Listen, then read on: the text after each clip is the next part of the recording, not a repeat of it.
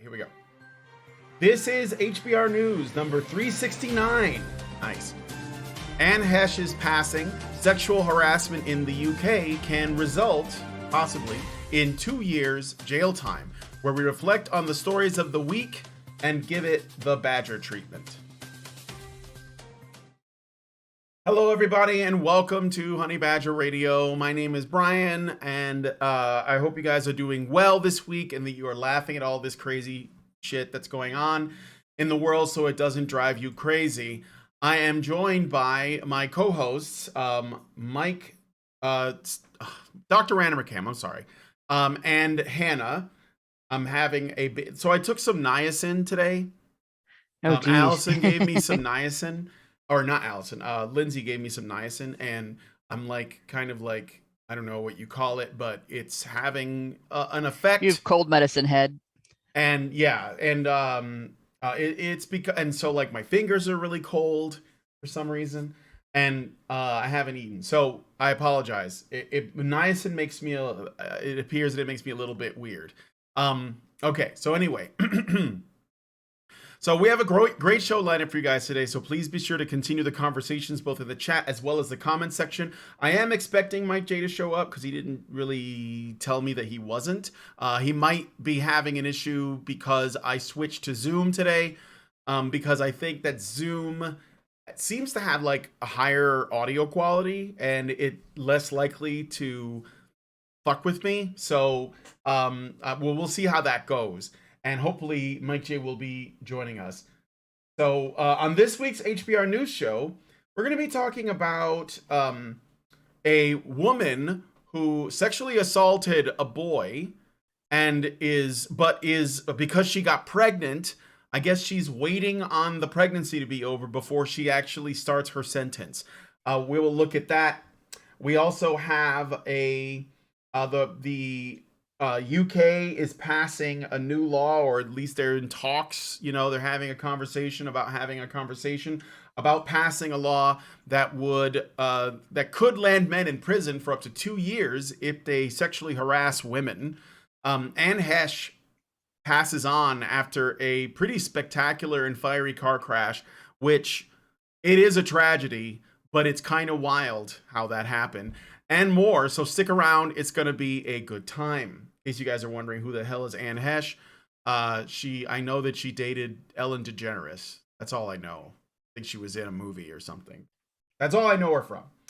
And be sure to join us afterwards for the patron-only show. So, you know who's been in the news a lot lately when it comes to people that are in any way related to the manosphere or the part of the internet where men come together to talk is a guy named Andrew Tate. And I'm sure that you guys have heard of Andrew Tate one way or another. And he's been making like crazy waves on Twitch, I think, because Twitch has basically become like the breadtube debate arena. And I guess Andrew Tate's done a couple of debates where, you know, he has thrashed people on Twitch. I don't really know. I know that he's just getting a lot of traction. And of course, because he is making waves, mainstream media outlets can't help but talk about him. So I have this article from The Guardian called "Inside the Violent Misogynistic World of TikTok's New Star, Andrew Tate." And I'm kind of curious to see what they're going to say. You know, I'm not like the biggest fan of his, but I haven't really seen a ton of his content.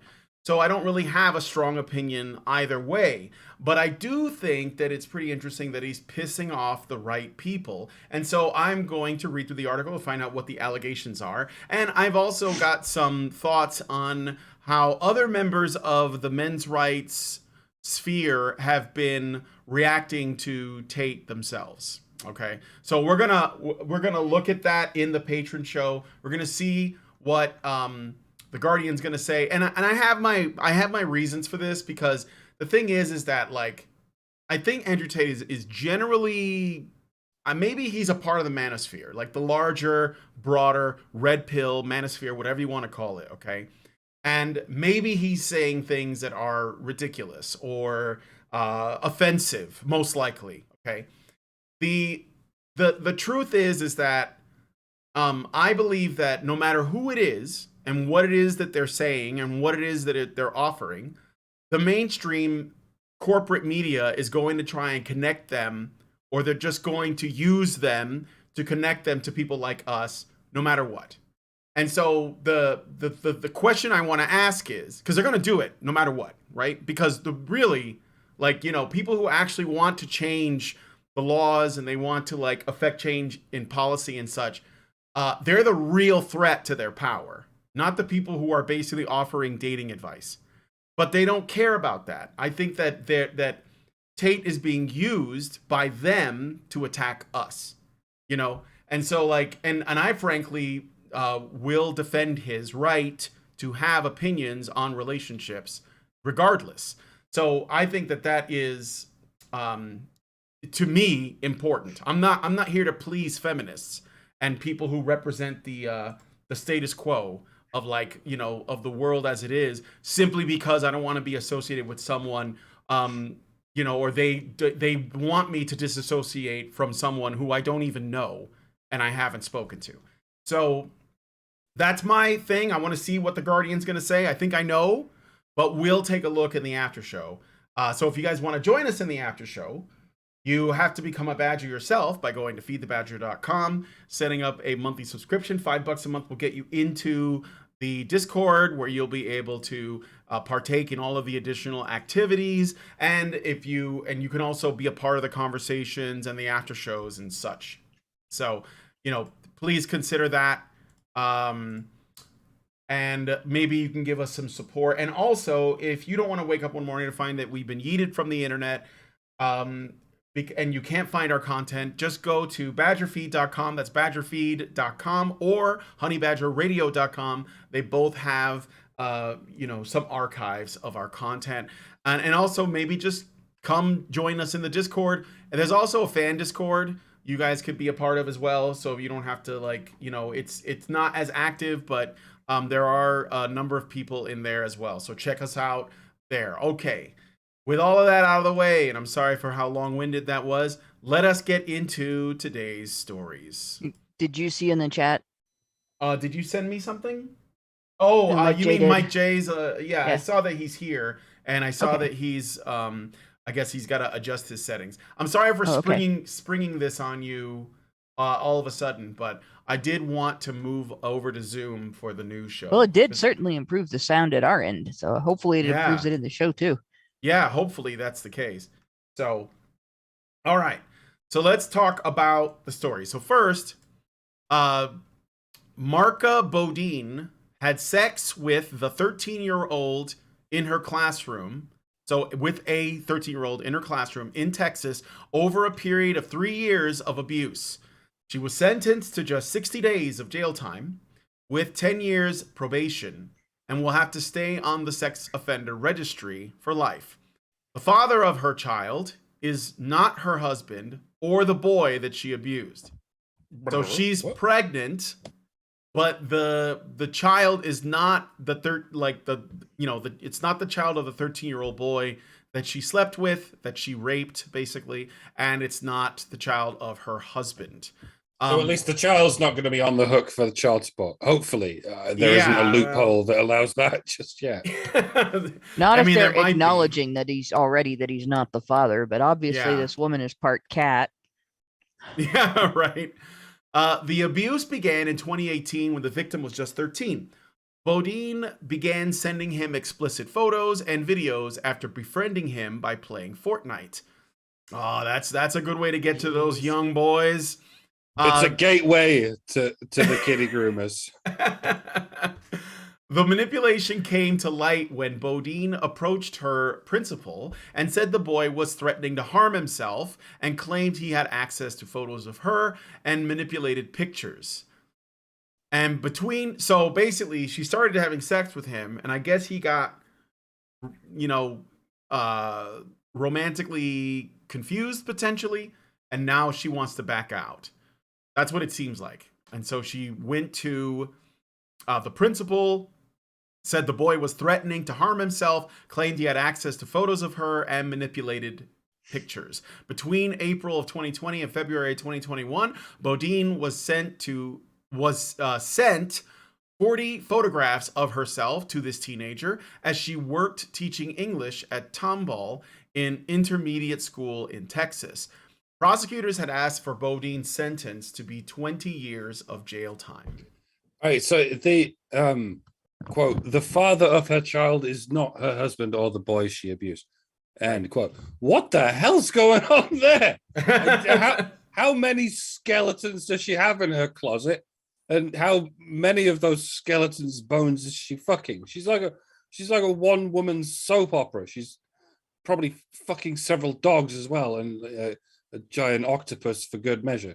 And I notice it's husband and not ex-husband.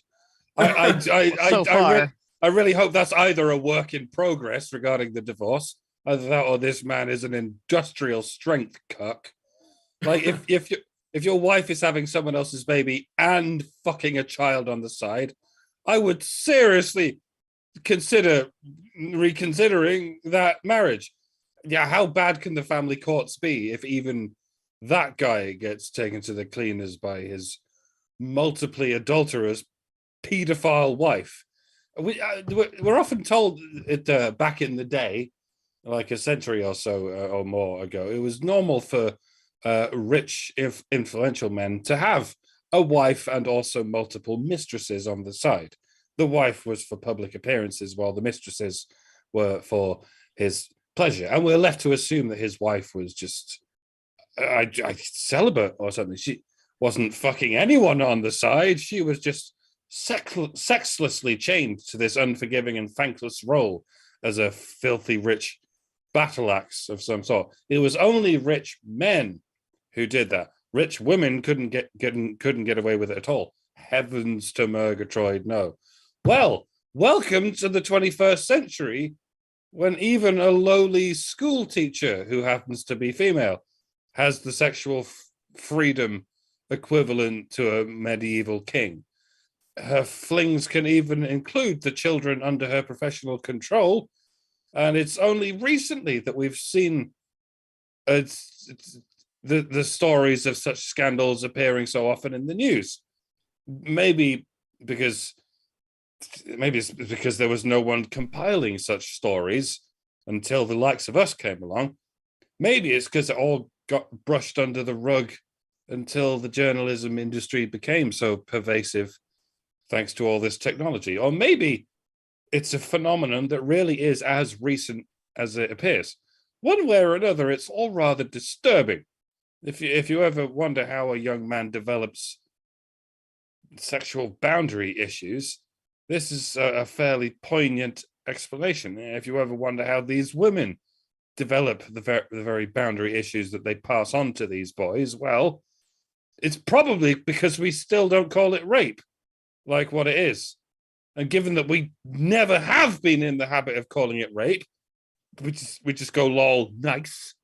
It's probably been going on for a hell of a long time, like over 9,000, perhaps. Yeah. So local news station Click to Houston says this woman is 31 years old.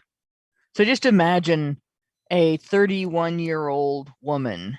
Imagine a 31-year-old man, right, sending nudes of himself to a 13-year-old girl, and picture for just a moment what would be likely to happen to him should the adults around that girl find out he did that. And then of course turn it around, being a 13-year-old boy and receiving nude pictures from a 31-year-old woman. It would really kind of weird you out, if at the very least. I can't imagine that not being traumatizing, even if the teacher is like attractive, even if the teacher is that teacher that the kids all have crushes on. And like there was a teacher when I was in junior high that the kids all had crushes on. There was a male teacher that the girls all had crushes on. A lot of my classmates had crushes on my cross country coach. He was very, very careful to not encourage that. You know, like he was very careful to not upset anybody or make them feel, you know, Well, he was a man, rejected, or, Hannah. you know, like, Yeah, but like he was that. also very careful. Yeah, he was very careful to not encourage. He was very protective of those girls. And this woman wasn't at all protective of that boy. She took advantage of him. And, you know, even if the child had a crush on her, even if that was the case, which we don't know, although obviously, you know, this affected him very deeply emotionally if he was threatening self-harm over it.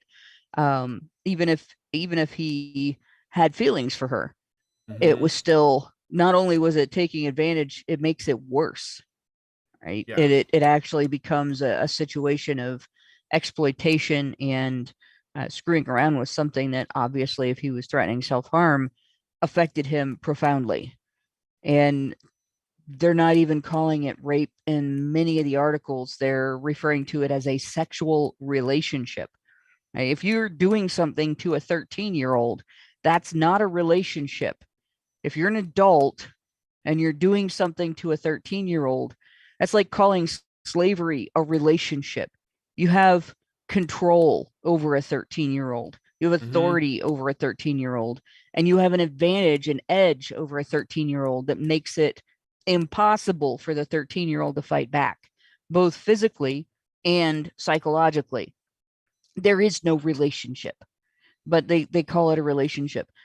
That never happens when these genders are reversed, right? It does not happen when a man does that to a female student. Even when the female student is 17, it still took sexual advantage, or worse, you know, they'll say raped, or they'll say, you know, like, now the reason is because when a girl experiences something like that, our society acknowledges that even if she is sexually confused about it, even if she is psychologically invested in the situation, as Even if if it was a she, relationship, even if she was has the feelings for the aggressor. guy, right? Yeah, Even if she is the aggressor, they will, our society can acknowledge that a teenage girl will be traumatized by the outcome in some way, and it is dangerous to her. We know that, we admit it, we act on it, and we hold the adult accountable, because an adult is in a position to understand these things and not take advantage, not do the wrong thing, step back and say, I will protect you from even your own feelings. This is not going to happen, right? An adult is expected to do that. An adult man is expected to do that.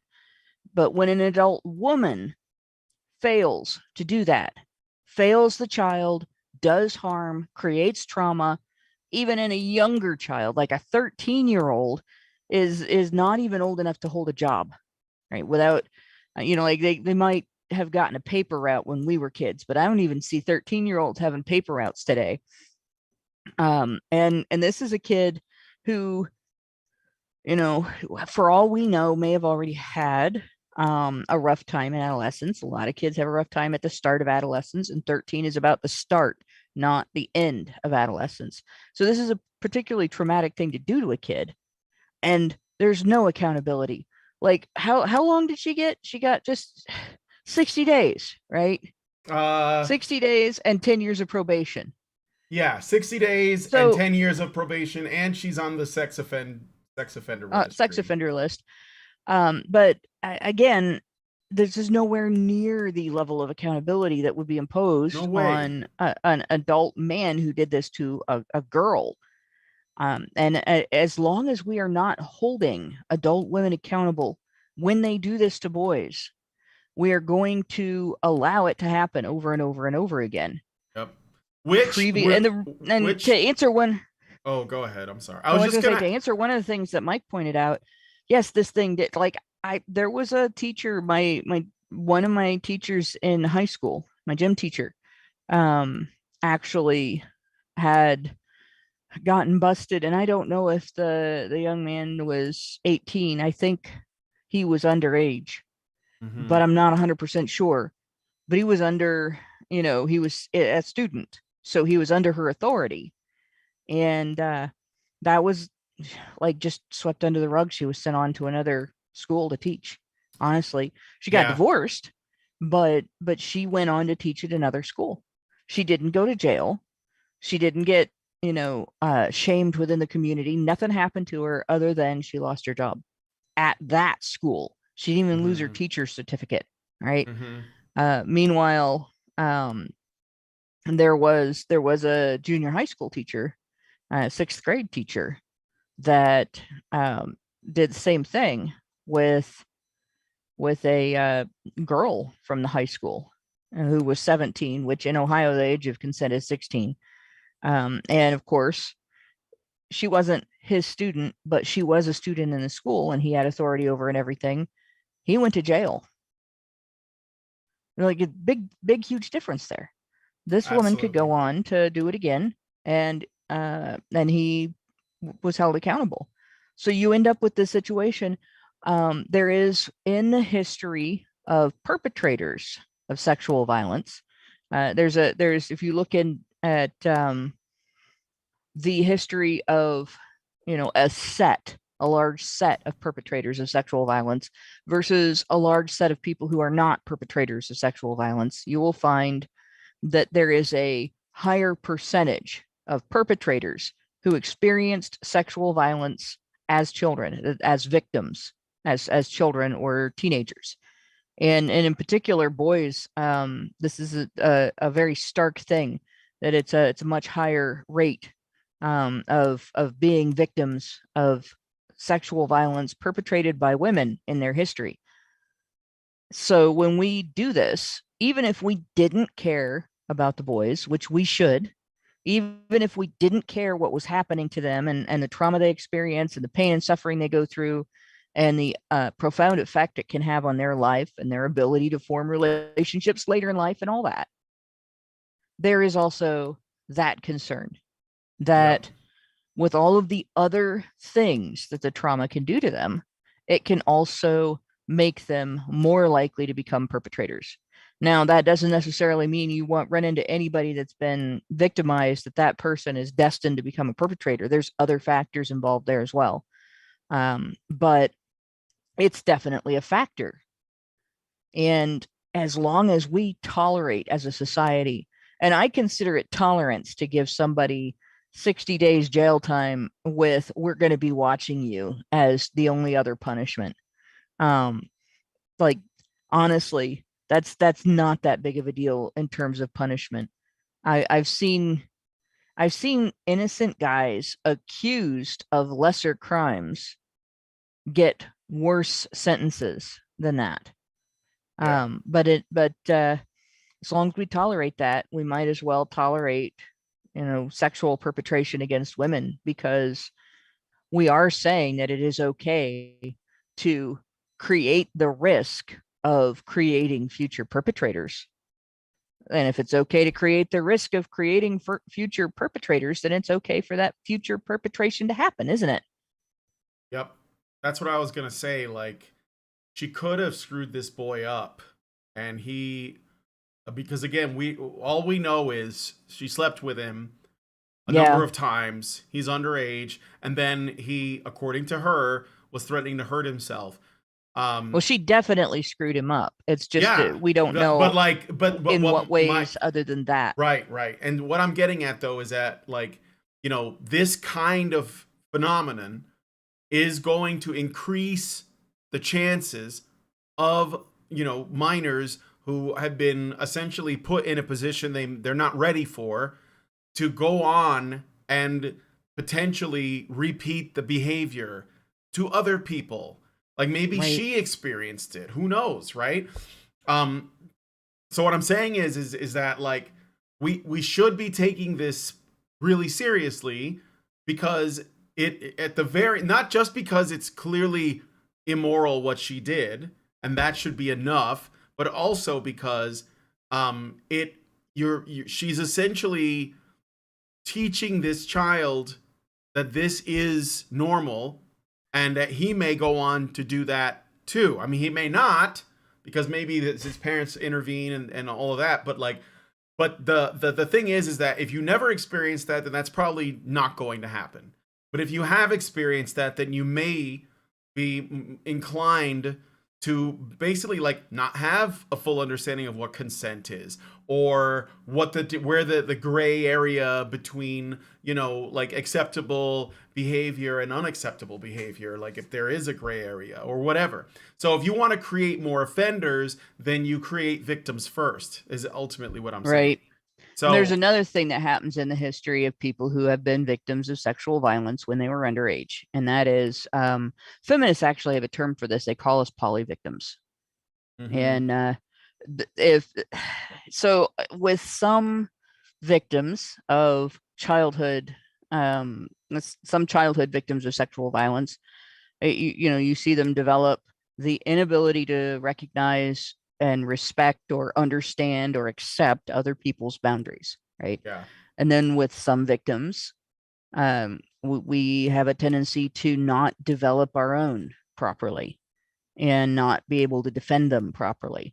And when you're in that camp, you end up victimized in a lot of different ways. You become a doormat, basically. And you're a doormat, you're a sexual doormat just as much as you are any other type of doormat.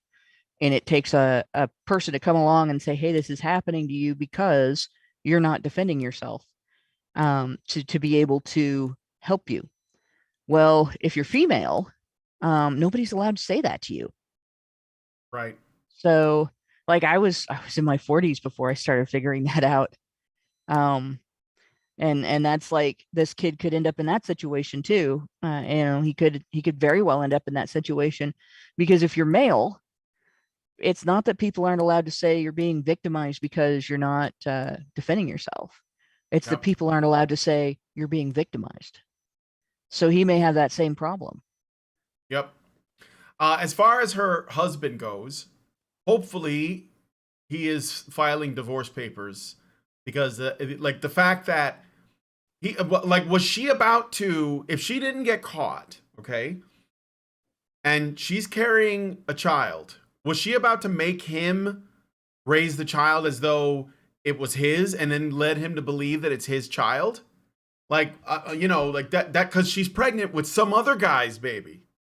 So, Yep. Or you some know, other child's baby. That or detail some hasn't other been- child's baby. Yeah, that's also entirely possible. Well, the news story doesn't say who the father is, and it No, doesn't say that the it father is known.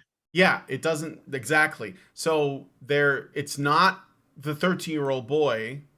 It's not him, and it's not her husband. So there's at least one more dude, you know, in the picture, or one more child. And yeah, I don't know. Like that is it's insane.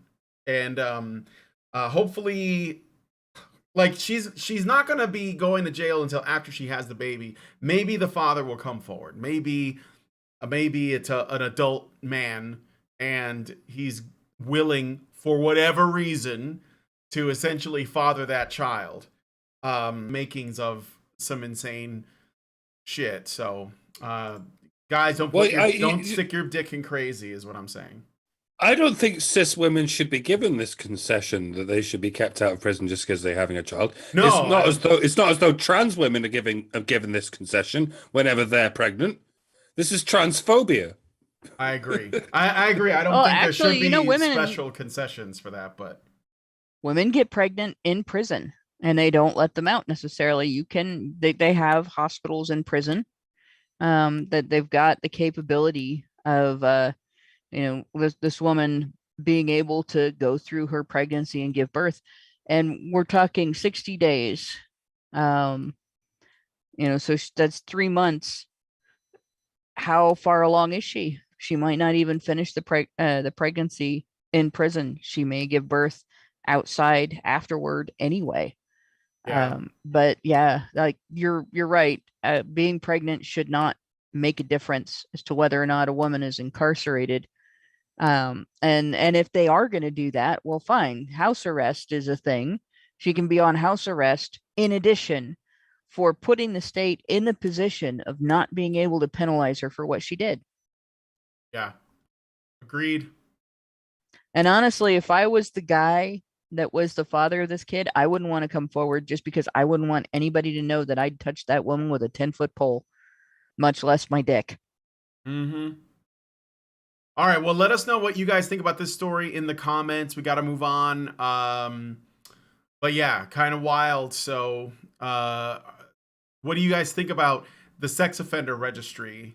I mean, it doesn't seem to matter that much to this, but we'll, let us know. Zeranx gives us $5 and says, never forget Mary Kay Latorno, who is a woman who supposedly like fell in love with a child, and I think they're still together. It's really weird. And a lot of people were very sympathetic too, by the way. A lot of people were sympathetic, Hollywood types mostly. Senior Sticks gives us $5 and says, might feminists claim her as an icon and a victim of patriarchy? Feminist has done it before, they will do it again. Well, it depends on how high profile the case is. I think this one is kind of like lesser known, so it floats under the radar. So they're probably just going to ignore it because it's a bit of a mess.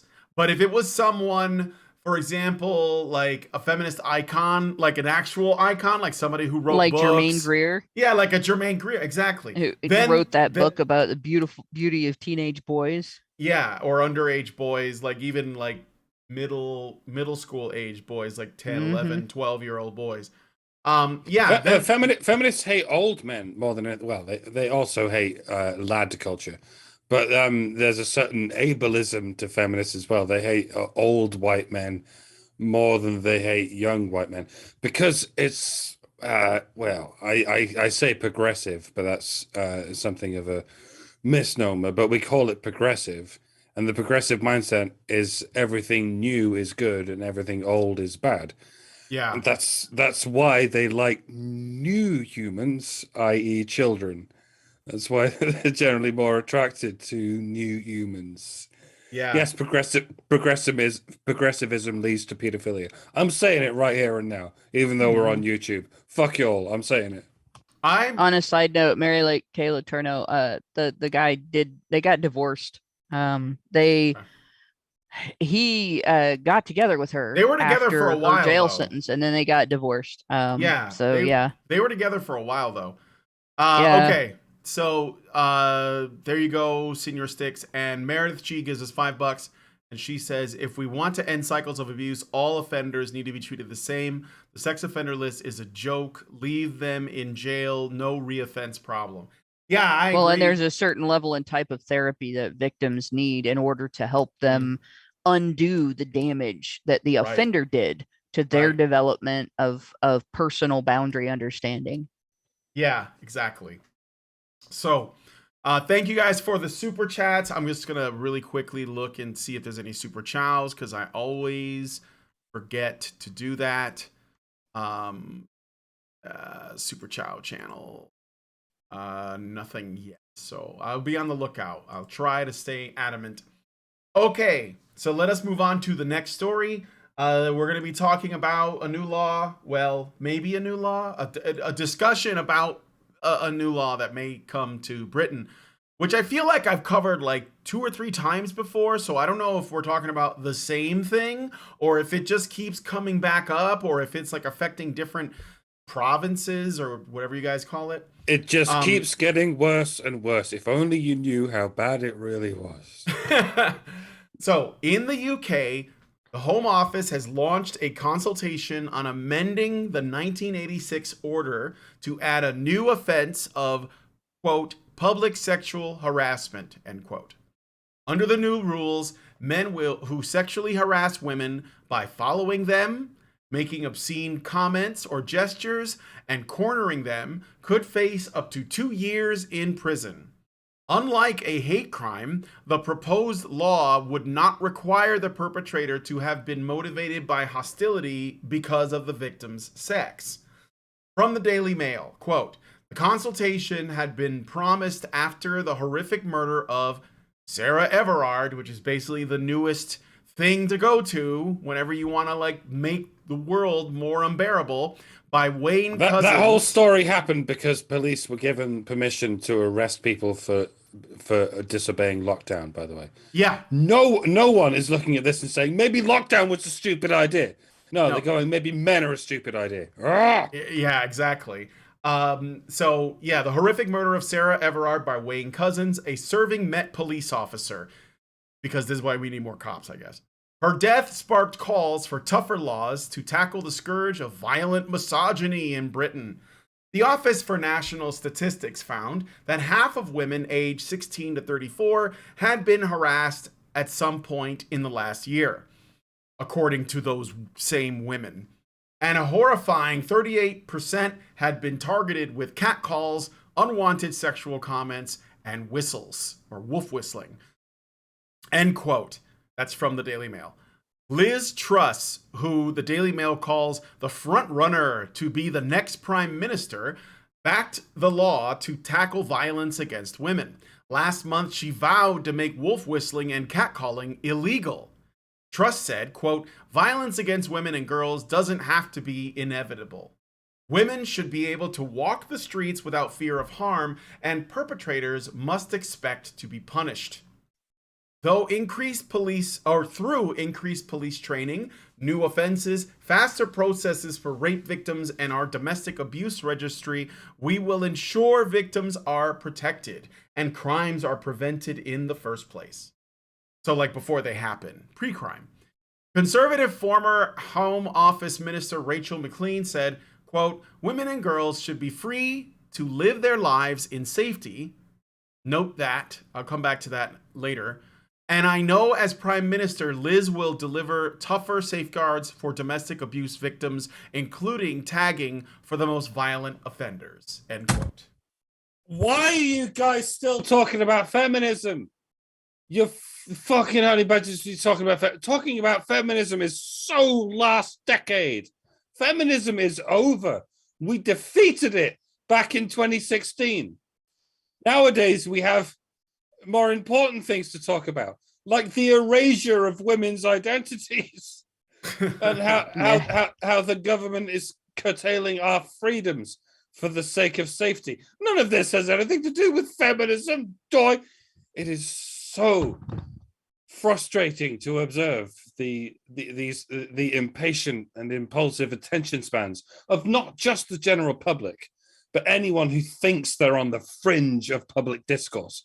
They're like, yeah, I've heard all these arguments before. Catcalling, yawn. The wage gap, yawn. Patriarchy, yawn. Yeah, I know these things are long since debunked nonsense. Why do you keep talking about it? Because we haven't got through to the people who make our fucking laws. Our so-called conservative government is still having a pissing contest with the opposition to see who can fuck over its male citizens more. Our education system is being run by oblivious feminists. Our health system is being run by oblivious feminists. Our police force is being run by oblivious feminists, and nothing is getting done about it because the only people who are even aware of the problem are these better than you woke hipsters smugly acting like they've already fixed it when they're not busy bitching at men's rights advocates for not having fixed it yet. Because of all the fucking sense that makes. That's why the problem keeps getting worse, because you're not holding our leaders accountable. You're not even trying to get through to the normies. You'd much rather mock the very people who taught you about the extent of the problem, because you can mock those people. It's difficult to get through to normies. It's practically impossible to get through to the elites in charge of our country. But it's easy as pie to sneer at us lonely space lepers. No one gives a shit about us. It's not about fixing anything. It's about taking out your frustrations on easy targets. It's the chain of abuse. If your parents abuse you, you don't strike back at your parents. You just beat up your younger sibling. Then your younger sibling kicks the dog bites the cat pounces on the mouse, and the mouse bites the MRA on the ankle. And that is where the hierarchy grounds to a halt, because there is nothing lower in the political food chain than a person who openly gives a shit about men's rights. Anyone who speaks out against Liz Truss and her flagrant misandry, or against Rishi Sunak and his flagrant misandry, or against the entire Conservative Party about their flagrant misandry, or against the entire Labour Party and their flagrant misandry. Anyone who has any criticism of institutional misandry is just a men's rights advocate. I mean, literally by definition. And you don't want to be one of those because all they do is fail. So don't advocate for men's rights ever, but do still go on to act surprised when nobody gives a shit about men's rights. Just go ahead and bitch at the only people who do or ever have given a shit. Sorry, yeah. I'm not being very productive. I'm too annoyed to be productive. I think we're all feeling what you're saying, though, because we've all heard exactly what you're complaining about from at least one person, probably in the last week. I know I have. So I mean, like what you're laying down is concrete and very important. We have to be able to talk about this because it is a continuing thing, and this is particularly dangerous in two ways. So I'm going to translate Truss's statement here. Where it starts out, violence against women and girls doesn't have to be inevitable, right? Notice there's one gender not mentioned here. So apparently violence against men and boys, is inevitable, and that's okay. Like only women and girls uniquely should be exempt from the social ill that is interpersonal violence. Never mind the fact that a great deal of interpersonal violence is perpetrated by women and girls, and there's a certain degree of it that is treated as acceptable, where a woman or a girl will escalate a conflict from verbal abuse to physical violence, say slapping somebody when they are offended at what was said to them, for instance. You don't see men doing that. A woman can make a really nasty, disgusting, degrading comment about a man's genitalia, and he is expected to just stand there and take it. But obviously, if a man said something like that about a woman's genitalia and she slapped him, he was asking for it because of what he said, right? That's our social attitude that we operate under. And it doesn't matter whether you think that social attitude is right or not. That is the current environment for both sexes. So we're talking about this news story in an environment where violence against men is socially accepted as an inevitable norm, an inevitable social ill, that men are always at risk. A man walking down the street at night has to be aware of his surroundings. If there is a woman with him, he is expected to protect her, right? If he's by himself or if he's with other guys, nobody is expected to protect him. And if somebody attacks him and he defends himself, he runs the risk of being arrested, charged with a crime, and convicted for hitting back, regardless of the sex of the perpetrator. And it just increases if the perpetrator is a woman, right? So women are uniquely, violence against women and girls uniquely doesn't have to be inevitable. Women uniquely should be able to walk the streets without fear of harm, and perpetrators against only women must expect to be punished. That is the real statement that this person is making. Not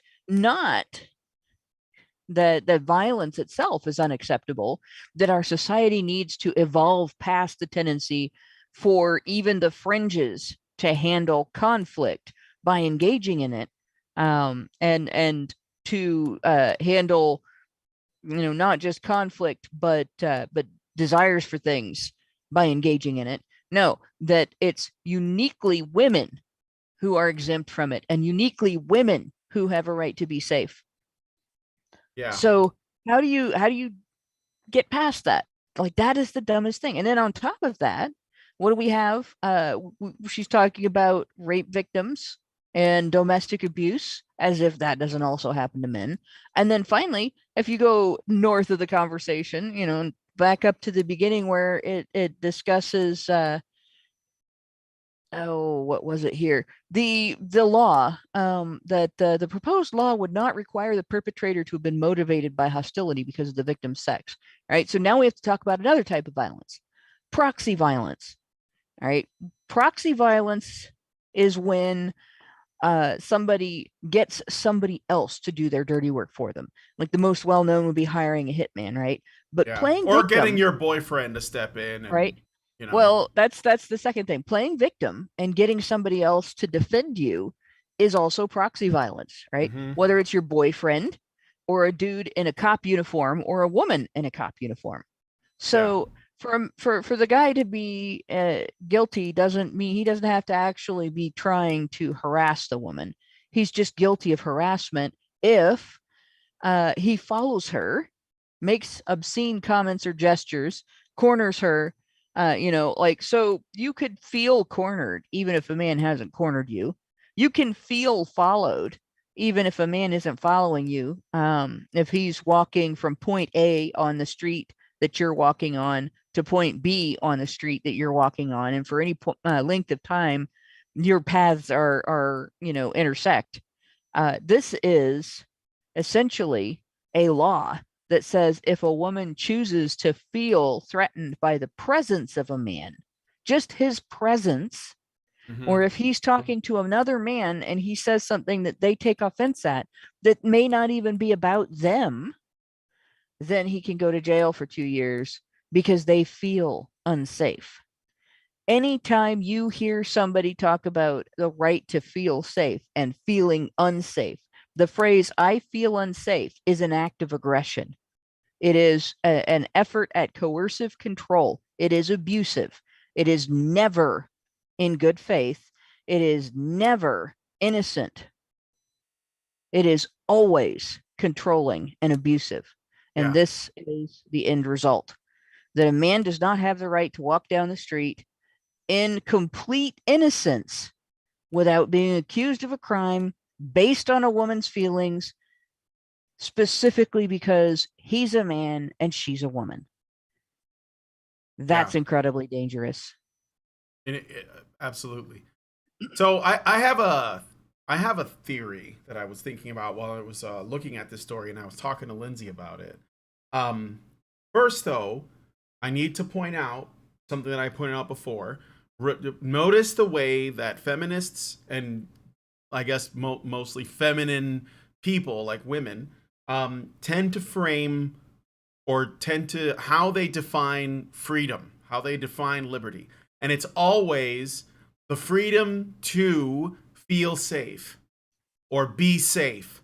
So this goes back to something that I have said and that Lindsay has said about how women see safety as freedom. So if they feel safe, then they feel free, but they're not free, because in order for you to be safe or to be made to feel safe, you need to be monitored, you need to be essentially tracked or whatever. Remember, we did talk about like how they were proposing to spend like $40,000 or $400,000 on drones that will fly around London to make sure that women are safe. Do you remember that? That's not liberty. That's not freedom. That's surveillance.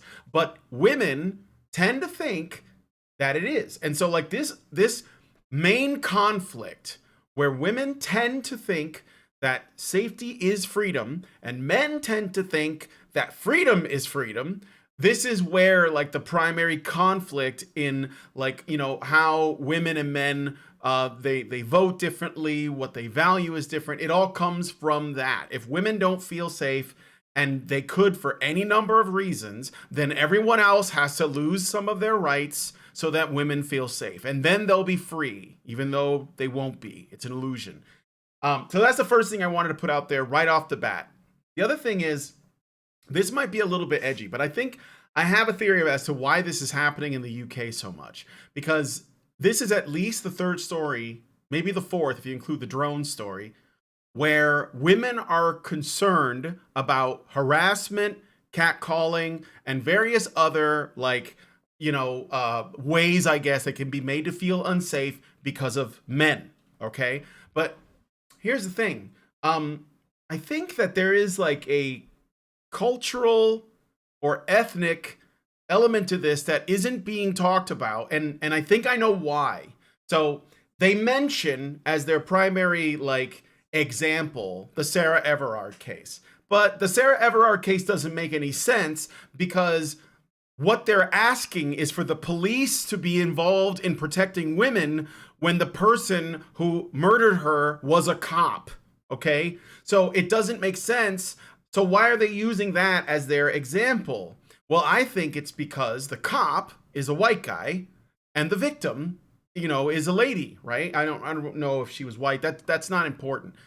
But what I'm thinking about, maybe I'm wrong, so you guys can, tell me in the comments if I'm wrong. But what I think is happening is that there are more or growing incidents of women being approached in public. I'm not saying that it's harassment. I'm not saying that, but they're being approached in public by men who probably, don't have like a tremendous amount of lineage in the UK. Like they're basically guys from the Middle East, or they're Muslim men, maybe they're Pakistani men or something like that. And those guys tend to be a lot more like assertive when they approach women.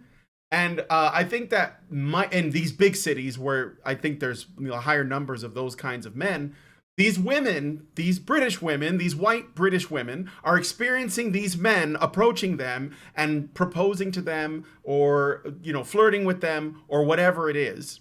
And they're made to feel uncomfortable, but they don't want to come across as racist. So, because you can't do that, okay? So what they do is they alter the narrative about their discomfort. They don't say anything about the cultural clash that's happening, because I think that's really what it is, and instead they just blame all men, and they just say this is what all men are doing. And but if that was true, then why would all of these laws that they're trying to put into effect, why didn't they exist in the 1980s? Why didn't they exist in the 1990s in the UK? When, there was something to consider about that. All right, I don't know if you guys remember a while back a video came out, a woman saying, I think it was like 10 hours walking in New York. The walking in New York, right. But what she did was she was sort of a upper class, like pretty princess kind of lady, dressed provocatively to a degree, in tight clothes. Right. Yeah. And she walked through neighborhoods where people are more vocally greeting each other normally. She walked through neighborhoods that were lower income and that had a higher percentage of people who were not necessarily white. Yeah, it was mostly black and Latino guys that were saying stuff. And even then, by the way, what they were saying wasn't very offensive. Right. And the thing that's important about it is, if you live in one of those neighborhoods where there's more of a mix of people and there's a lower income, neighbors do get more boisterous with each other, and the women are not discouraging it necessarily. The women are not going, oh, don't talk to me that way, I'm above that, right? So she essentially went slumming in my opinion. She went slumming in comparison to what she was accustomed to, because I'm sure in her own neighborhood the men are not accustomed to being able to speak to women in a very familiar, very, very graphic nature, or very, that's not the term that I'm thinking of, but concrete, visceral, here's a display of my emotional state right now. Like, the men are not accustomed to being able to do that. Yeah. Because the women around them consider themselves more ladylike, and they don't condone that kind of behavior, right? And I've moved around a little bit from neighborhood to neighborhood and community to community, and so I've seen different neighborhoods. I've lived in neighborhoods that were more predominantly Black and Latino and less predominantly Black and Latino. And it's not offensive if you live in that neighborhood to have somebody say something like, "Hey girl, you're looking good today." But if you're from outside the neighborhood where maybe you don't encounter that in your own neighborhood very much, you might be likely to take that as an advance rather than just a friendly greeting and a compliment. And and if somebody does make an advance and you feel obligated to either accept or turn them down, you might feel like it's a theft of your time, right? An imposition on your time. Whereas the women in that neighborhood might just take it as flattery. Well, I got hit on today. That was nice. I had to turn the guy down because I got a boyfriend or a husband, or I'm, not open to it right now, but whatever. But it's essentially a judgment of a culture that is different from your own.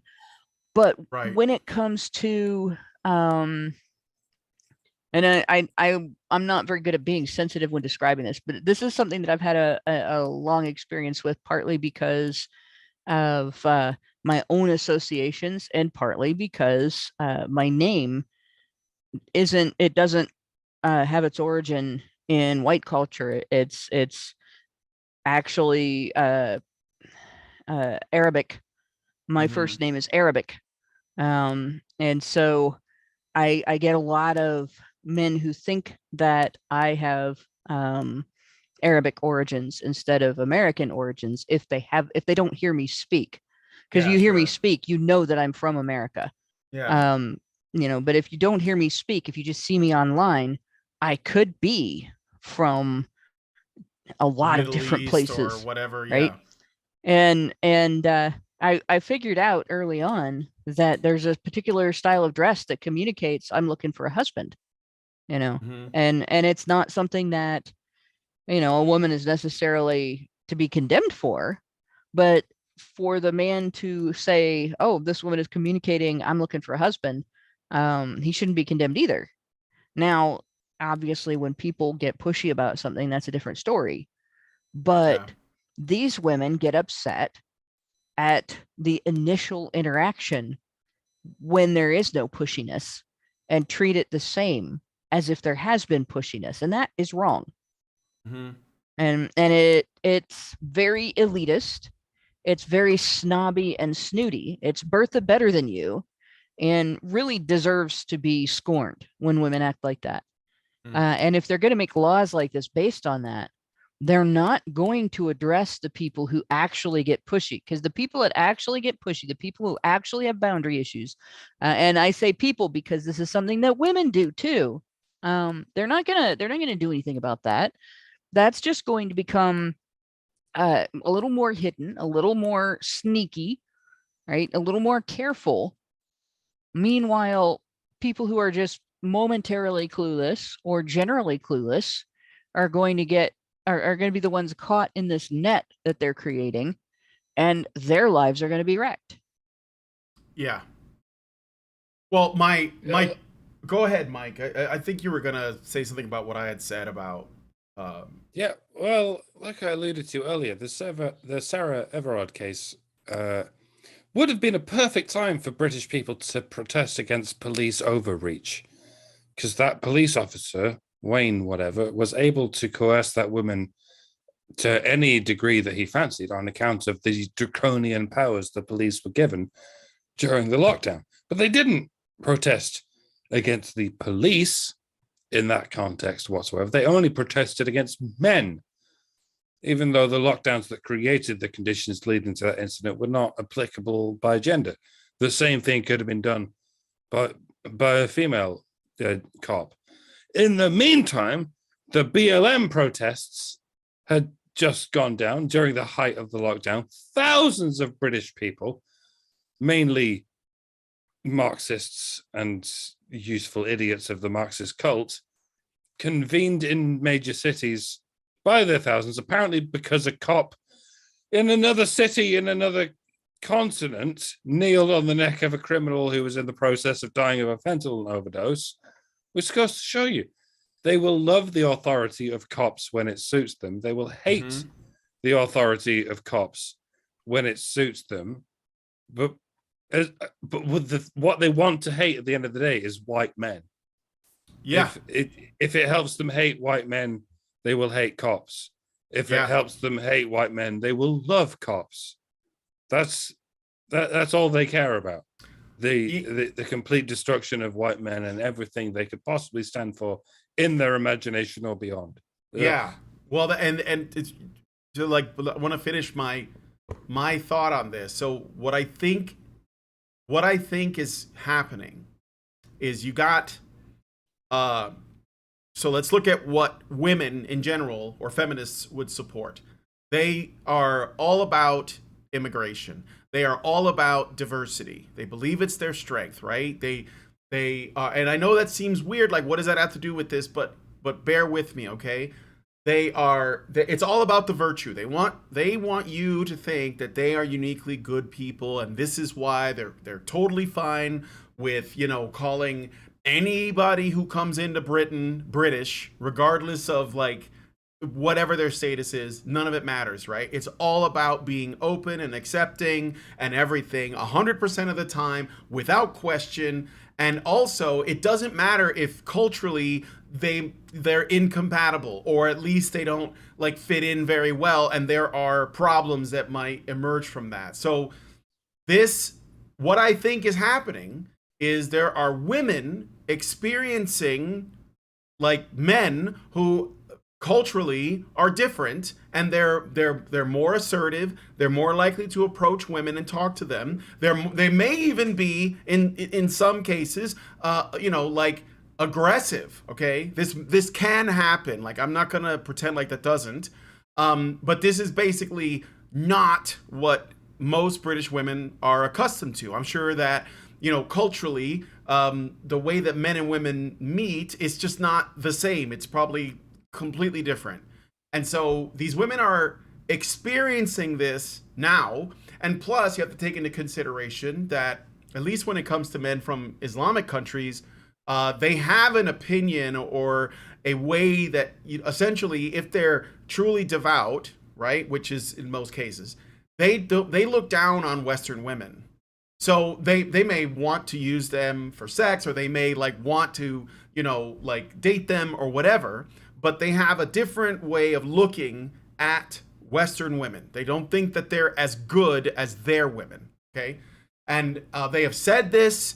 I'm not saying anything that's crazy. We know that there are cultural differences, and what I think is happening is that these liberal English Western women, they want to be seen as good people, but they have created a climate that scares them. And so what they do is they say, we need to pass laws to prevent basically brown men from approaching me and talking to me. But I can't say that because that would be Islamophobic and racist. So instead, I'm just going to blame all men.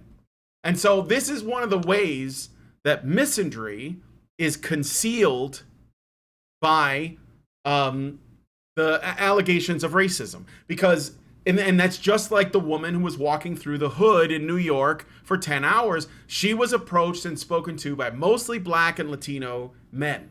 Okay. And when I saw it, I was like, well, yeah, that's how we are. Like, I didn't think it was a big deal, but because she was like, this should never happen. Okay. She thought that she was basically dunking on men. And a lot of people probably believed it. They probably thought, oh yeah, that's the way men are. But it's not really all men. She's talking about these specific men, but she doesn't want to be called racist, so she doesn't actually say what she really thinks. So, and I think that feminists know that they can blame men with on the whole. They could blame men paint them with a broad brush and just say this is a man problem. And because they can do that, they can avoid having to wrestle with the ethnic and cultural differences between different groups of people, and the way that they communicate, the way that they flirt with each other, the way that they hook up, like all of those things, they get thrown out because they're measuring it by their standards, right? And I think that this is the thing about all this that I find the most interesting, because again, I didn't see anyone in Britain calling for these laws against sexual harassment 20 years ago or whenever, but it's a recent phenomenon. And the fact is, I think that it has a lot to do with the diversity that has basically come into the country, and it's causing tensions because people from Pakistan or Middle Eastern countries or India, they have like a completely different way of essentially pair bonding or talking to women than say British people do. So or the English, Irish, Welsh, whatever. And I think that's the one thing that people are not actually wrestling with. And this is because if you can just broaden it and just blame men, then people will all jump on board. But I don't think it's that's that. something.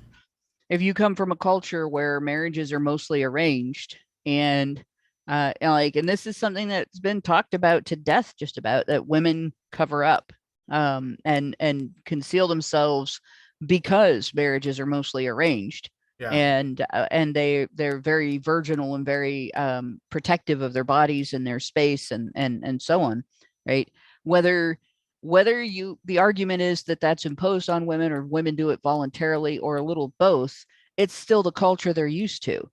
Yeah. And when you go into a different culture, there is going to be a clash in, well, the people who dress like this are usually prostitutes. Okay, well, not here, but to that person, you still look like a prostitute.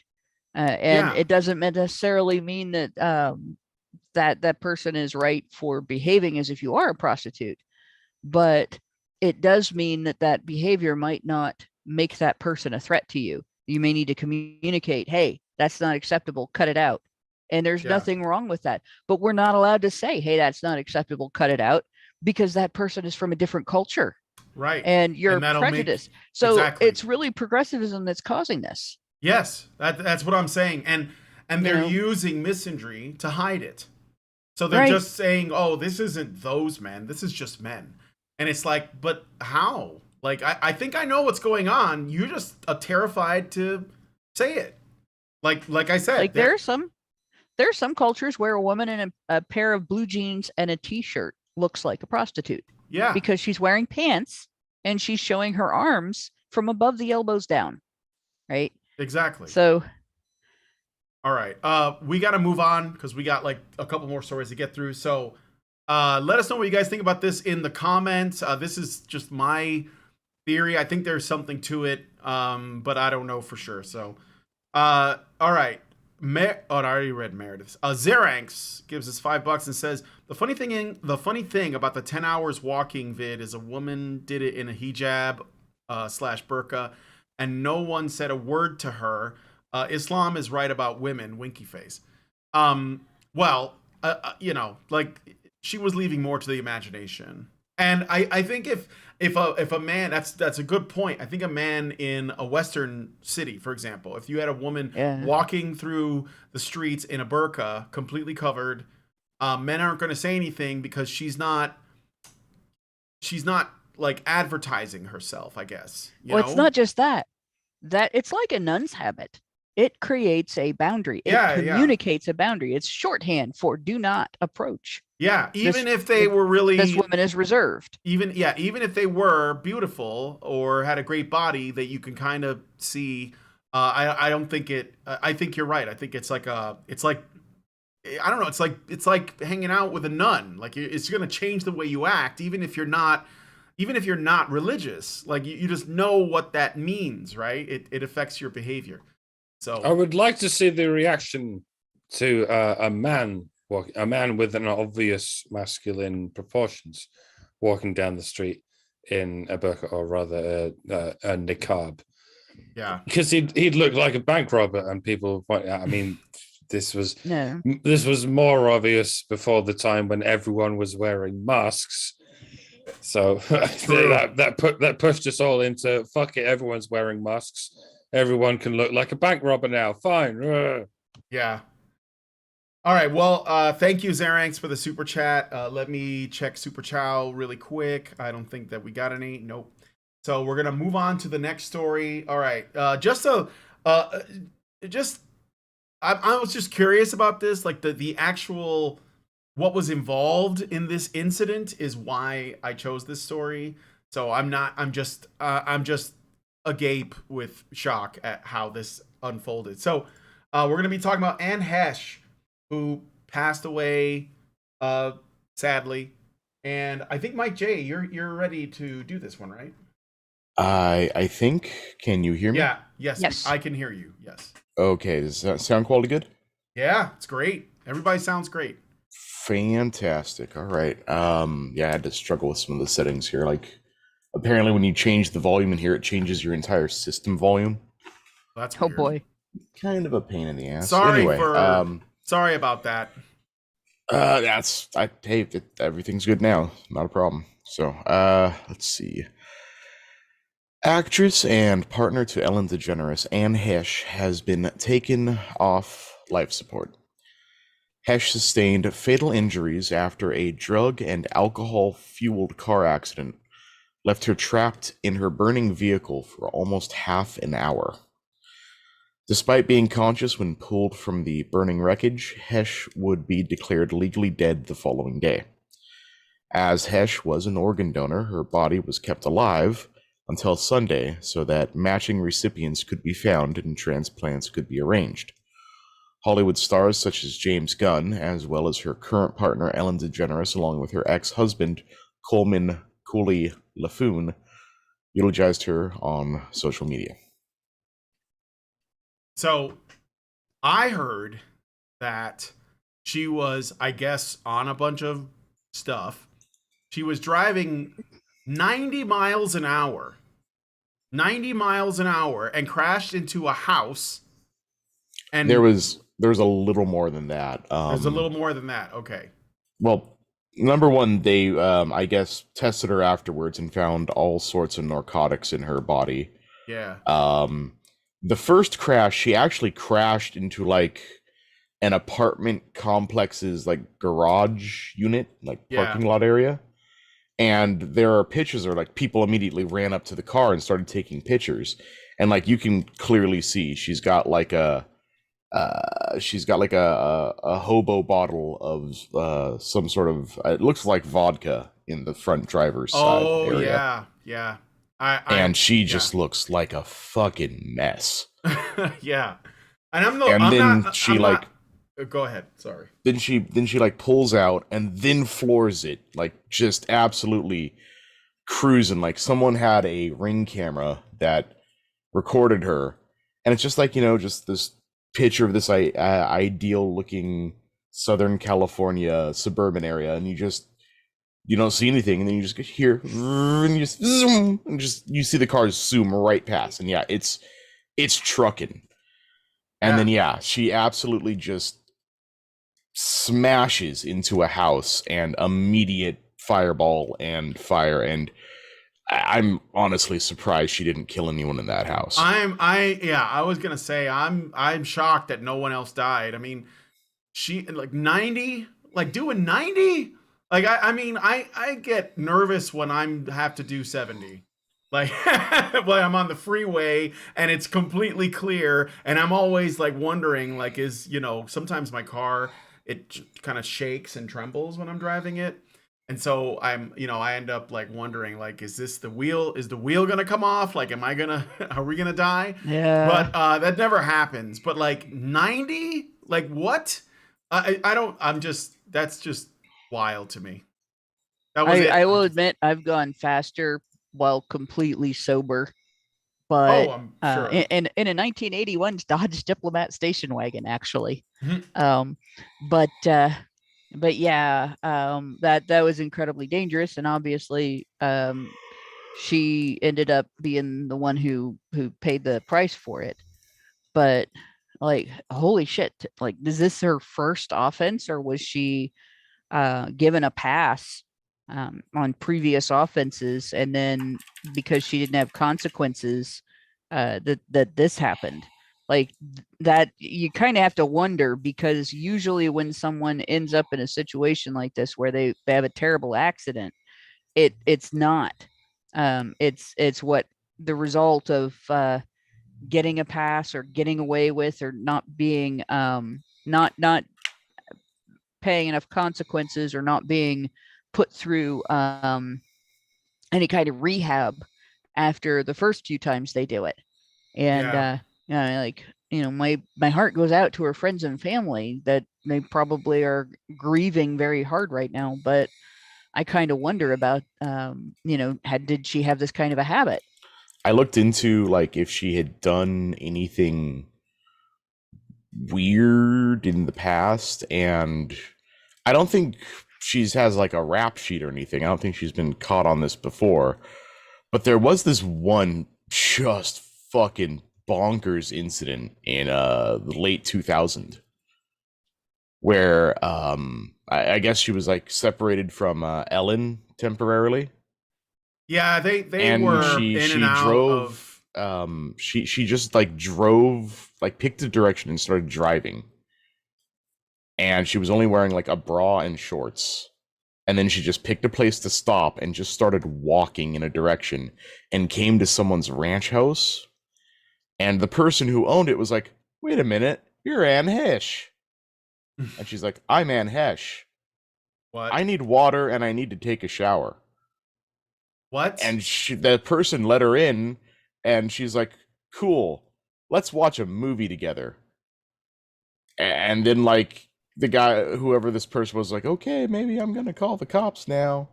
And then they came and tried to figure out what was going on, and she was saying a whole bunch of loopy stuff. Turns out sounds she like was a psychotic break. She was on ecstasy. Oh my god. Oh god. Yeah. Okay. Well, yeah, that would cause a psychotic break. And of course our resident troll is saying that she did drugs due to PTSD, CPTSD from abuse. That is something that she claimed as well. She said something like she was crazy for the first 30 years of her life from being sexually abused by her father during infancy all the way to childhood. I have PTSD from abuse, and I will not touch drugs with a 10-foot pole. I won't even always take pain medicine when I need to. I do not like being out of my head because you're vulnerable when you're out of your head, right? So that's bullshit. Now, I understand that substance abuse is something that people use when they are dysfunctional because of a mental health condition, and PTSD is a mental health condition, but it is not a valid excuse.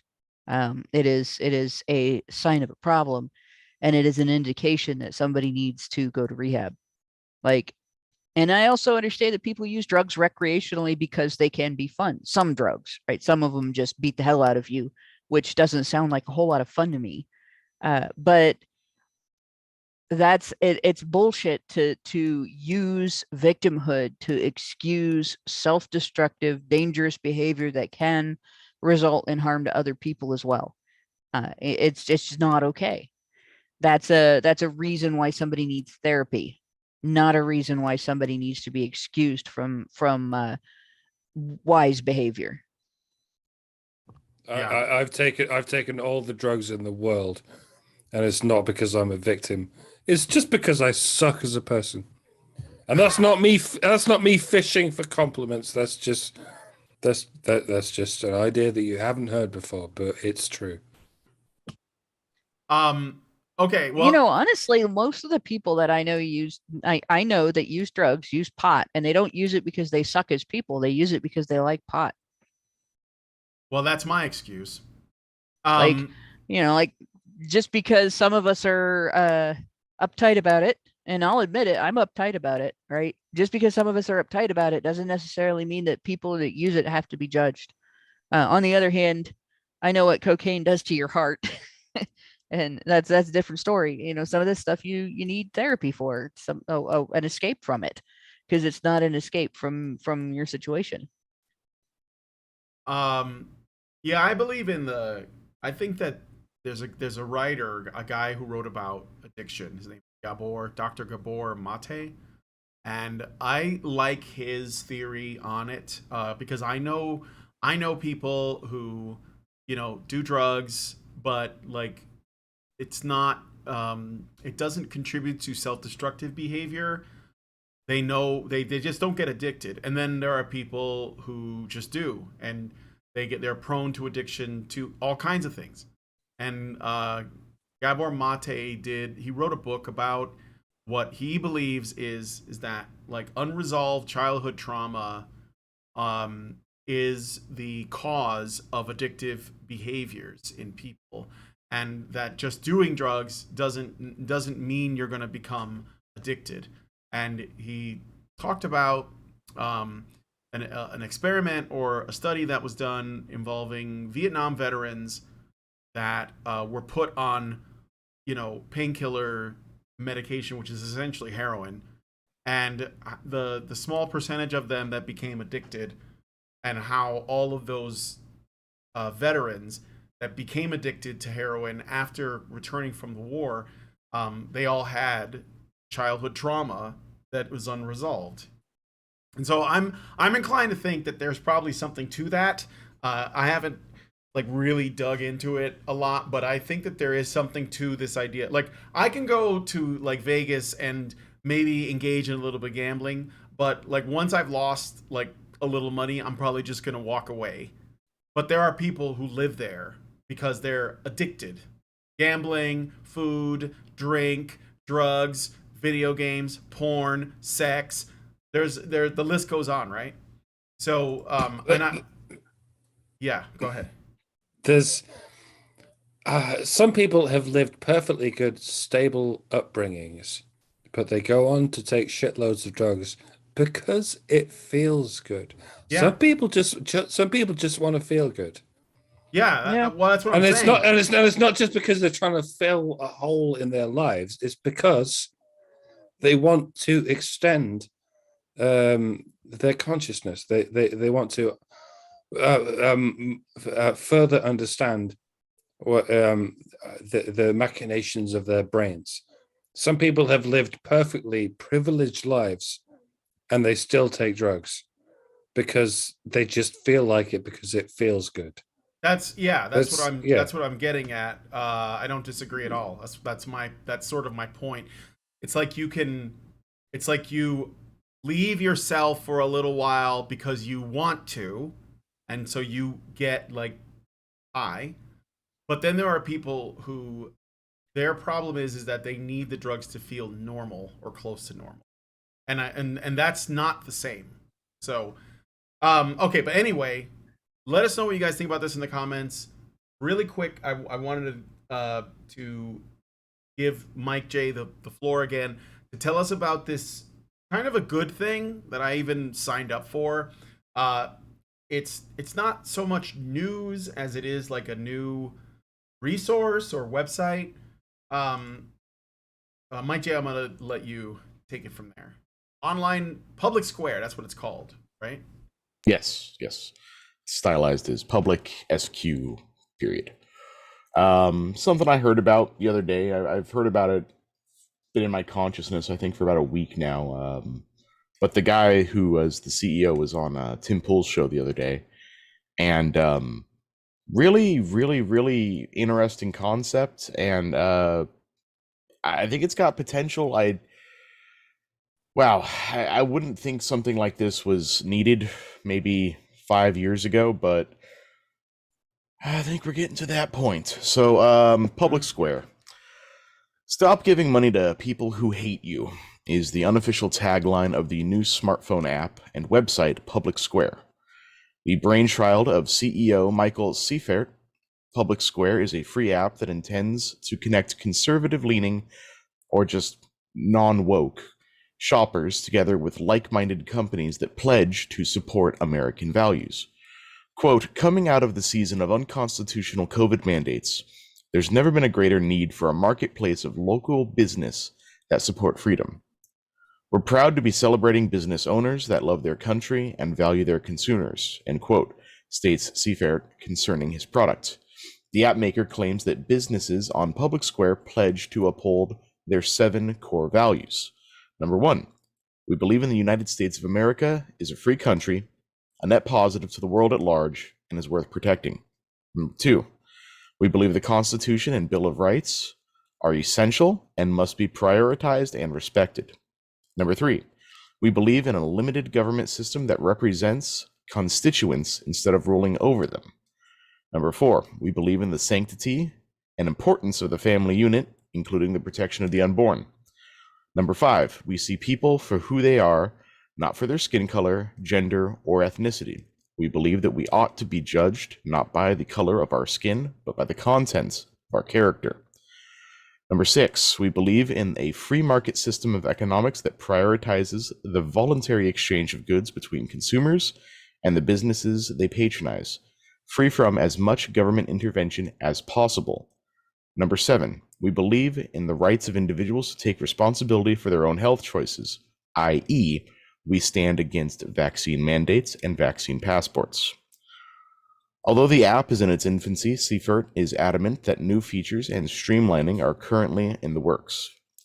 Visit publicsquare.com to learn more. That's publicsq.com. I'm showing it right now on the screen so you guys can see. Well, that's going to be under attack any minute now. Yeah, it all sounds pretty based to me, uncontroversial. So you have to wonder how it's going to be interpreted by its automatic enemies. After all, there's nothing they can't twist into the indefensible demon box. Let's go ahead and put our woke hats on and see if we can anticipate the reaction. Okay, number 1. We believe the United States of America is a free country, net positive to the world at large, and is worth protecting. Ah, so you hate other countries. Classic xenophobia. And you're going to sit here and tell me you're not racist. Number 2, we believe the Constitution and Bill of Rights are essential and must be prioritized and respected. Ah, so you're a fascist. Only a fascist would be so preoccupied with the rules and machinations of the state and the way they oppress persons of color and persons of gender. You clearly want big government. How very dare you? Number 3, we believe in a limited government system that represents constituents instead of ruling over them. That's just you trying not to sound like a big government fascist. And as we all know, I'm not a fascist. It's exactly what a fascist would say. QED, brought to you by me, who is not a fascist. I mean genuinely not a fascist. Why are you laughing? Number 4, we believe in the sanctity and importance of the family unit, including the protection of the unborn. Well, this one's easy. You hate women and you want to control their bodies. Everyone knows the family unit is oppressive to women, and the unborn are parasites on women. We should be destroying the family unit, just like Marx told us to. Oh wait, that sounds bad. Let's go ahead and erase that front page. It never happened. Number 5, we see people for who they are, not for their skin color, gender, or ethnicity. We believe that we ought to be judged by the color of our skin, not by the color of our skin, but by the content of our character. Only a racist would say that. What kind of internally hateful house jogger would give a speech along those lines? Not seeing race is racism. We have to make all our decisions and all our judgments calls based principally and primarily on race, because that is anti-racism. And basing all our decisions on our astrological signs is anti-astrology. Behold my unquestionable logic. I'm a Sagittarius. We're a very anti-astrological people, unlike those filthy Leos. Number 6. We believe in a free market system of economics that prioritizes the voluntary exchange of goods between consumers and the businesses they patronize, free from as much government intervention as possible. Well, capitalism. Enough said. Capitalism is evil. It has failed the world and should never be practiced ever again. Please like and subscribe, buy my merch, and join my Join my OnlyFans. I need me some Starbucks. Number 7. We believe in the rights of individuals to take responsibility for their own health choices, i.e., we stand against vaccine mandates and vaccine passports. Science deniers, all of you, clearly. It says right here in the dictionary that anti-vaxxers are people who oppose vaccine mandates, and also that gene therapy injections are vaccines. And I have to believe everything the dictionary tells me because I fucking love science, and the dictionary is a highly regarded and unquestionable scientific document. God bless the Ministry of Truth. I mean, science bless the Ministry of Truth. Eugenics is something other people do. I just do science. And eugenics is not science. We'll need to update the dictionary yet again to confirm that eugenics is not science. So I'm preemptively drawing that conclusion. To summarize and conclude, liberty is authoritarianism. Non-racism is racism. Babies are misogyny. Science is you doing what we tell you to do, and you should be locked up for disagreeing with any of this. All hail the rainbow. All hail the science. All hail the the anti-capitalism. Get against the wall, you scumbags. We wish to lovingly and compassionately re-educate you. Close your eyes and bite down for the power and the glory. Amen. Well, I can't add to that. So, but like, check it out, Public Square or publicsq.com. See what's out there. Maybe, it's probably a good idea to start like looking at companies that can offer you services, products, or maybe you have something that you'd like to sell, or a product or something, and you could start a business on this website. So I think that this is really the only way forward, because we've already talked about like we're already in a parallel economy. Yeah, we have to have a parallel economy, because they're not gonna they're gonna stop us at every, especially in the online space, because like what kind of shenanigans has PayPal pulled or MasterCard? So we got to like find another way. So I would suggest at least checking it out, see if you like it. Let us know what your thoughts are on it. Does anyone have any final thoughts on this one before I move on to the final story? I'd say that even if you think you live in an area where like you're not gonna find anything, like they did this that Tim was like, oh boy, I wonder what this looks like in Chicago, and they actually pulled it up live on the air on like around his old neighborhood. He's like, oh wow, there's actually a few things around here. Mm-hmm. So even if you think you live in an area too woke for like anyone to be on this, give it a shot. Yeah. See what you got around there. You got nothing to lose. Exactly. And it's just like any other. This is a type of social media. It's a business type of social media, but it's still a type of social media. And just like any type of social media, when it's new, it's going to take time for it to be populated, and it's going to start out buggy, and the devs are going to need feedback. But it'll improve over time. So it's a good idea to join it and start trying to use it early on, because then you can be one of the people that provides that feedback and helps develop it. Yeah, and also again, like it's not going to grow if people aren't on it. So you might want to like, it's free to join. I did it.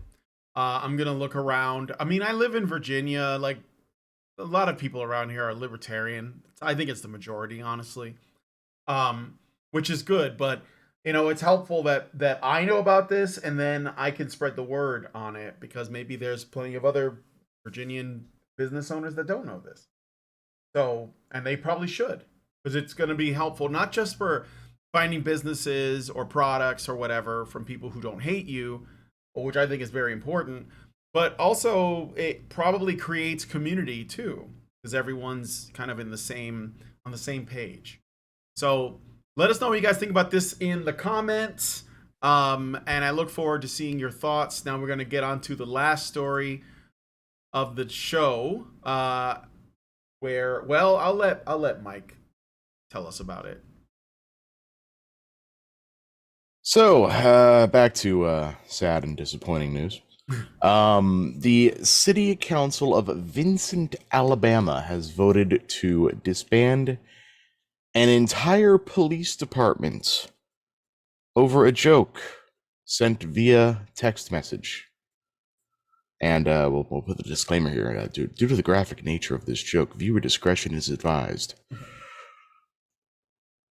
There you go. You've been warned. You've been warned. Brace yourselves. Brace yourselves. Should I turn off my sound? Hold on to something. The joke is coming. Sit down. Get a barf bag handy. Mm-hmm. Get the fainting couch. Pull that aside. The sender, only identified as 752, sent the initial message stating, quote, "What do y'all call a pregnant slave?" End quote. The sender then sent the answer stating, quote, "BOGO. Buy one, get one free." End quote. Off. There's an F in there. They shut down the police department over that. They didn't just, send somebody to sensitivity training and say, you can't tell jokes like this at work. They shut down the entire department.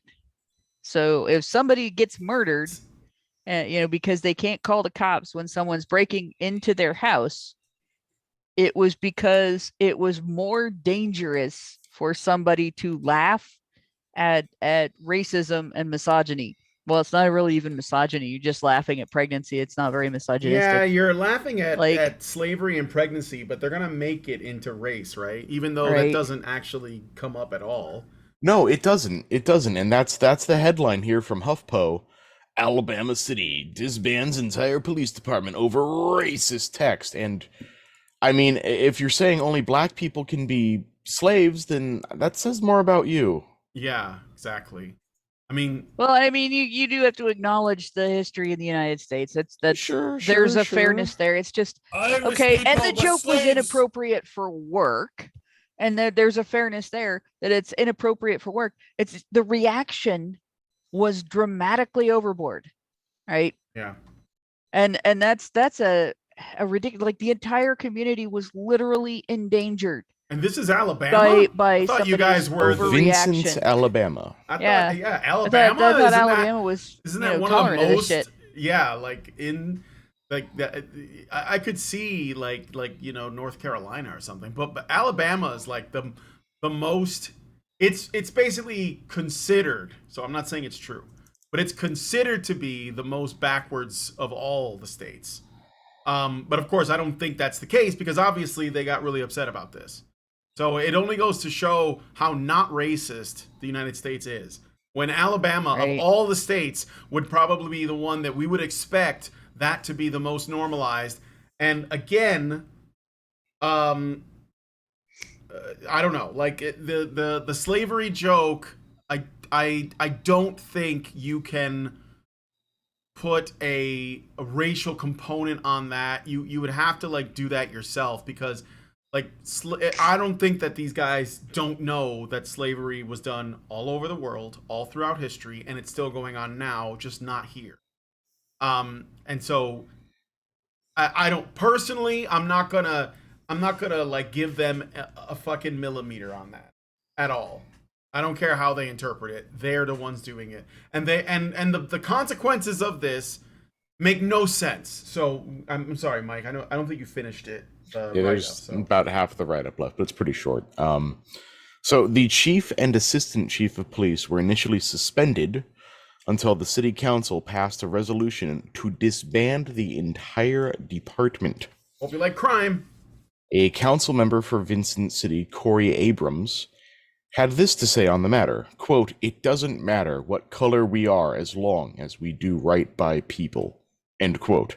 Abrams would follow that statement up by saying that he was still emotional over the incident. And as we Good just grief. covered, it doesn't matter what color we are or what my little children are, is a racist statement, right? Yeah. Clearly, it does matter what color we are, because white people are perpetrators and non-white people are victims, and we all need to be mindful of our roles in this dynamic, right? I guess Asian non-white people don't count as victims either, unless they're officially affiliated with the Communist Party, in which case they do indeed deserve victim status. I mean, race was not mentioned in that initial text message at all. What do you call a pregnant slave? Buy one, get one free. If you really insist on stretching it, the word slave is derived from the word Slav, because so many Slavic people, i.e. Eastern European people, have been historically enslaved. But I get the tingling feeling that's not what this knee-jerk reaction was about. I'm pretty sure they heard the word slave only to mean someone who is forced into servitude. If race doesn't matter to you, then you don't take a concept like that and assume it has anything to do with race. It doesn't, and it never did.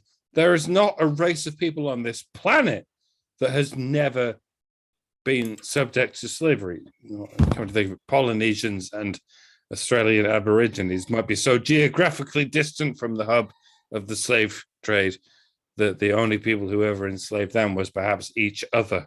Yeah. I may have to look into that, but I don't know. But for sure, Europeans, Africans, and Asians enslaved each other and their own people for thousands of years. So whether you're pro-slavery or anti-slavery, or just making a joke about slavery, the only racist in the room is whosoever smelt it and thereby dealt it.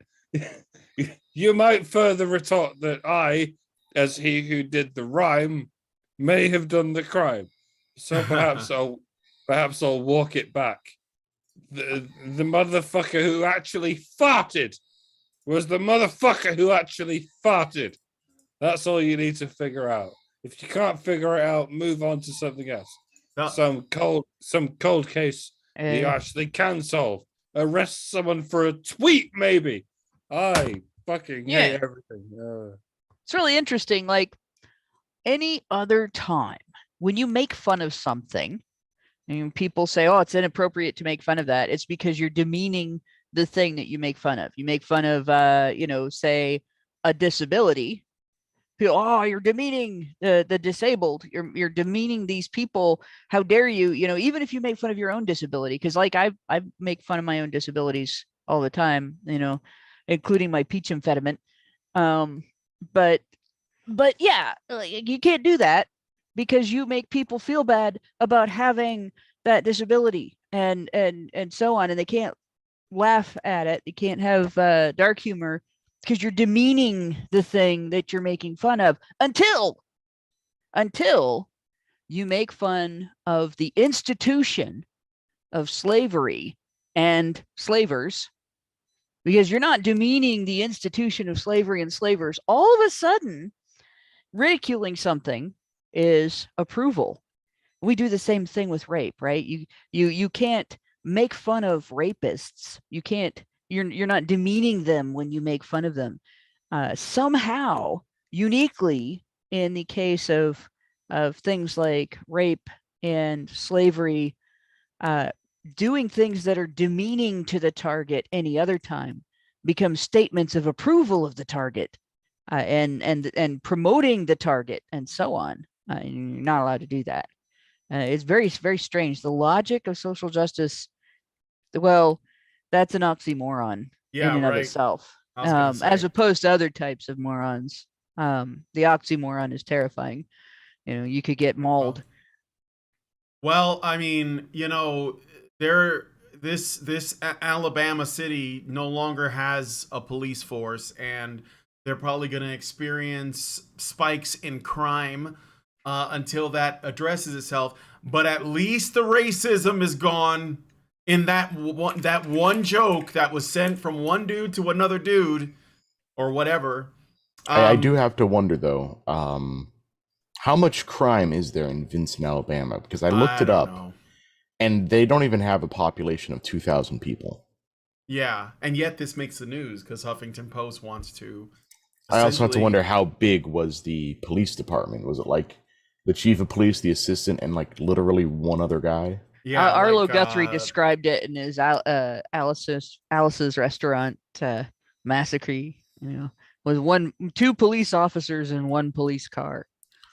Oh my goodness, I was right. I just looked up the wiki page, and they have this listed. In August 2022, the city council disbanded its 3-member police department. Well, 2 police it's literally officers, the 1 police assistant car, chief and a of police, the chief of police, and the guy who sent the text message. Oh, that is pretty funny. Yeah, it's literally Mayberry. It's like, 3 guys. But nonetheless, there might be a rise in crime because now they know there's no cops. So I hope everyone is ready to protect themselves. And hey, at least the racism is gone. Yeah, there's 2 ways that happens. People in nearby bigger cities are like, oh, this little community doesn't have a police department now. We can, they're fair game. Mm-hmm. The other thing is those small towns have a phenomenon like they might go a decade without any serious crime, and then some step kid comes home and murders the step parent. Because after being gone for school or military or whatever, somebody has a bizarre meltdown and sets things on fire, or and like I grew up in a small town, and happened to notice that in my community and the towns around me, that like you have maybe a decade of quiet, and then something really fucked up happens that city people are like, holy shit, what kind of things are going on in your community that resulted from it. And now there's not cops to deal with that when it happens. Yeah. Here's hoping that, because I know that Alabama is in fact the reddest state in the country. So here's hoping that everyone who lives in this community is armed, because that they might actually be okay. And someone in the chat said, and I was going to mention this, what most likely is actually happening is that the sheriff's department is of the state police are going to put that town under their jurisdiction. They may not always be around, but they'll maybe they'll check in every so often. Yep, all they're going to have is state force. Dixon County mounties. Yeah. So, all right. Anyway, just thought that was a interesting story. Let us know what you guys think about this one in the comments. We're going to wrap this up now, go into the Patreon-only show, and look at this article from The Guardian entitled "Inside the Violent Misogynistic World of TikTok's New Star Andrew Tate." I want to give some thoughts on this in the after show and what my thoughts are on Andrew Tate. Spoiler alert, I don't really care that much about Andrew Tate, but it seems like everyone else does. That's Pitbull's real name? Yeah. But yeah, we will learn more about this in the Patreon. So if you want to join us, then you have to become a Badger by going to feedthebadger.com. $5 a month will get you into the Discord. You'll be able to watch all the additional content. If you give it higher levels, you can even be a part of the discussion itself. And yeah, just consider being a part of that. And there's also a lot of other stuff going on in the Discord as well. They have movie nights, they have game nights. They're playing, I think, Cards Against Humanity tonight, for example. So please consider checking that out. So with that said, I'm going to wrap it up. If you guys like this video, please hit like, subscribe if you're not already subscribed, hit the bell for notifications so you know when our streams go live. Leave us a comment, let us know what you guys think about what we did on the show today, and most importantly, please share this video because sharing is caring. All right, thank you guys so much for coming on today's episode of HBR News, and we will talk to you all in the next video. Men's rights activists are machines, dude. Okay? They are literal machines. They are talking point machines. They are impossible to fucking deal with, especially if you have a couple dudes who have good Sorry about that, guys. I'm back really quick. I just want to let you know I did get a super chow, and I have to be better about reading these. The Uber Prit gives us $10 and says, finally, a story where Germans are ahead of you, filthy colonials. We had police departments disbanded over some text messages for years now. All right. Thank you for that super chat. All right. With that said, goodbye again. I'll see you guys in the next video. Men's right activists are machines, dude. Okay? They are literal machines. They are talking point machines. They are impossible to fucking deal with, especially if you have like a couple dudes who have good memory on top of that too. Holy shit, you're fucked.